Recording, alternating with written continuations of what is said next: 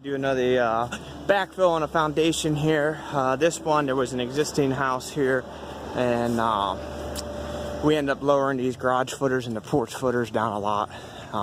So it's going to take a lot of fill. So he's starting on the front here, and we got the new 45 excavator out here that we had bought, and so this is the first job it's on. We picked it up yesterday, and so we see we got quite a bit of dirt to move, and so we'll see what happens. I'll try to get a video of the new machine running here. It doesn't, I'll give you a look inside the cab real quick.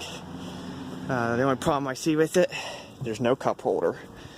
So, as you can see, over there's your heat and AC controls.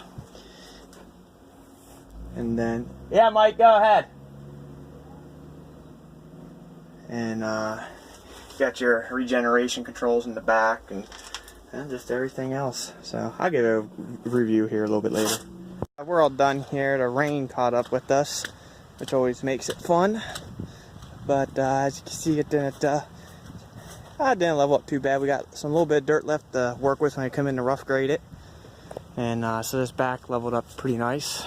And then but I mean, everything went pretty well. So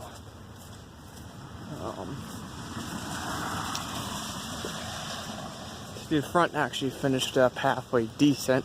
Some of it I got a little high, but it's alright because it's going to settle down anyways. And then the garage, we actually left it a little low because we ran out of good material. So that kind of is what it is there. And but all the rest of this shaped up pretty nice. It didn't finish too bad. Just be able to bury most of the junk that was here.